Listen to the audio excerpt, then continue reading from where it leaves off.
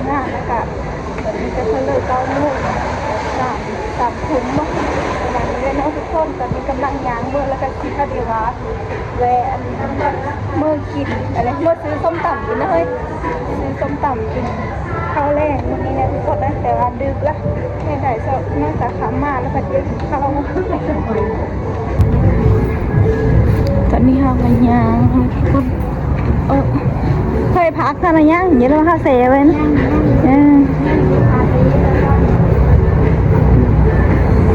3 คนคือเก่าจ้าทุกคนเมื่อกี้ถือดอกไม้ดอกไม้เมื่อบูชามีงามเอาไว้ด้วยถ้าเดี๋ยวเอาดอกไม้อยู่นั่นอาหารนั่นเมื่อบูชานะทุกคน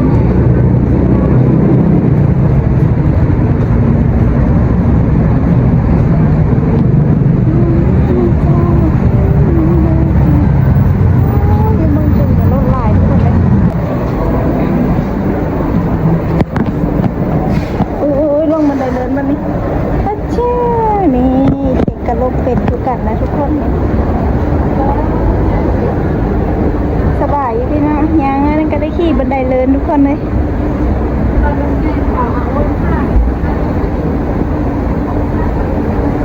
ชิว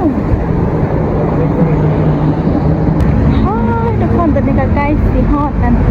นี่ทุกคนน้องเค้กเฮดเวกับใกล้ๆวงเล่นอนุสาวรีย์เนี่ยทุกคนหลายคนก็ถามเนาะน้องเค้กเฮดเวเซอร์น้องเค้กเฮดเวอยู่หานก๋วยเตี๋ยวเลือดห้องนะทุกคนใกล้วงเล่นอนุสาวรีย์นี่แหละอยู่แถวใดวะเขตพญาไทนะทุกคนตอนนี้เฮาก็สิไปซื้อต่ำบางคนก็รู้จักเนาะหานก๋วยเตี๋ยวเลือดห้องเพราะว่าหานดังต่ำนิดนะทุกคนนี่ทุกคนตอนนี้เข้ากับมาฮอนทานต่ำแล้วเนาะ5 ปีละ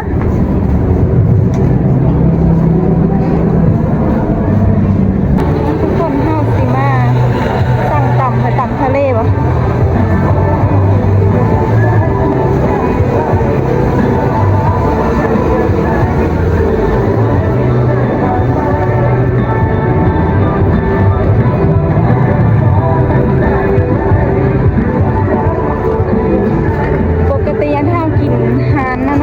แต่ว่าเขาปีดแล้วเขาเก็บเคืองนะเมื่อนี้เราก็เลยมาซื้อหานนี่ตอนนี้เรากำลังข้าวตับคือ10 บาทยืนให้เป็นไม่ได้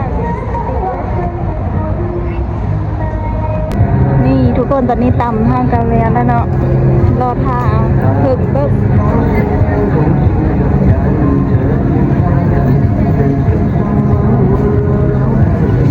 ต่ำทะเลนี่มันกินไหมนี่ทุกคนตอนนี้ได้แล้วได้ต่ำแล้วปะมีได้ซื้อพี่เลยปะนี่แล้วเนาะเมื่อซื้อยุคุณเลย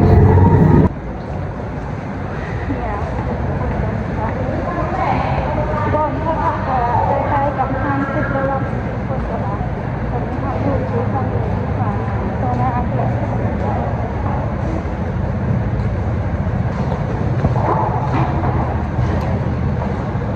นี่ตอนนี้ห้าวกะฮอดหานที่ห้าวสีซื้อข้าวเหนียวแล้วเนาะทุกคนแต่ว่าอาหารเพิ่นก็มีหลายอย่างอยู่ได้แถบนี้นะนี่อยู่ทางทอดปลาทอดปลาดุกทอดปลานิ่มปิ้งไก่ปิ้งตับปิ้งไก่เค็มแกงชุบหน่อไม้ลาบข้าวเหนียว3 ห่อเจ๊จ่ายเงินสิซื้อข้าวกินก็กินบ่มีแล้ว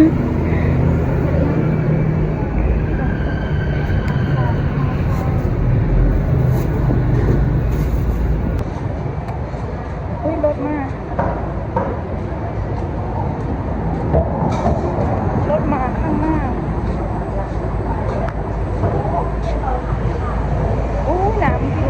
น้ำห้องน้ำก็จะตายเลย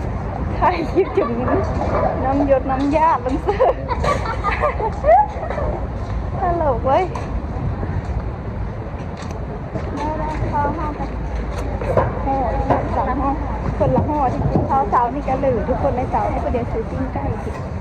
กินมันจะเคยละ10 บาท10 บาททุกคนเงินซื้ออยู่บ้านมันกินเป็นตีบ้านหน้าทีนะ เขามีหยังหน่วยบอยอน บ้านน่าจะเข้าคือวิธีซื้อจะได้เนาะชีวิตน้องเจ้าเข้าซื้อเนาะ สิรอดบ่ สีรอดหรือสีร่วงวะเล่นกันนะทุกคนซื้ออันเย็นๆนะนี่ทุกคนตอนนี้ห้าวกับมาฮอนท้องแล้วกะลืมท่าดอนเซ่อาหารเสื้อโทยเนาะเนี่ยได้ทุกคนแซ่บเว้ยแซ่บมากทุกคนกินห้าวกับไม่ซ้ำนี้ละอันนี้กับปิ้งไก่เดิมที่2นี่อันนี้ข้าวต้มเขาเฮอสั่งตำทะเลมากินมาได้ทุกคนกินข้าวแต่เดี๋ยวแล้วผมหมด10 โมงเลิกงานเลยทางนี้ที่เราไปทะเลตำทะเลมีแต่ตอนมาหุบมันจะมาตำมาหุบมันแก้ว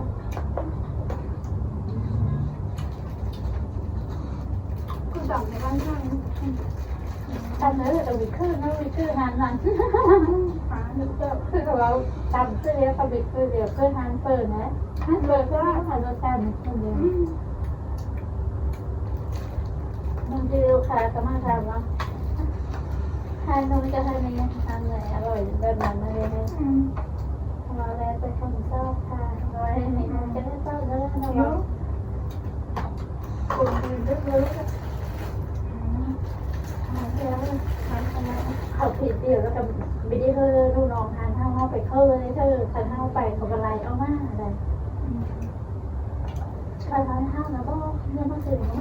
ไม่ได้วายเลยทานเลยน้องทานถึงมันไม่ได้วาย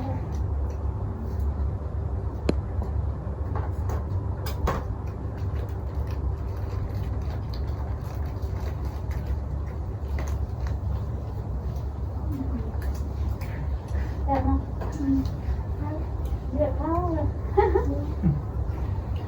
เดือดเข้าเรื่องเนี่ยเดือดประเด็นนี้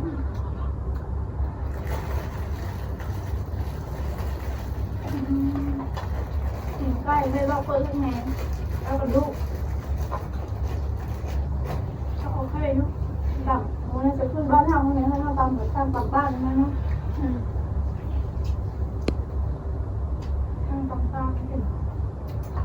คงลอยหายตีจะเงินล่าไม่ลำบากแขนบวมนะ ไม่ได้80 สายพันธุ์ประมาณนั้นพวกนี้ประมาณก็แสนพวกนี้ประมาณนี้ไม่มากพี่เนาะ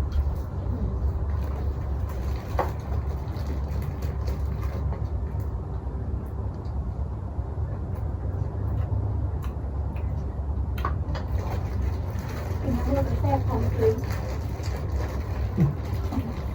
ถ้าเราจะอดข้าวได้นะเรื่องแต่อดได้นะ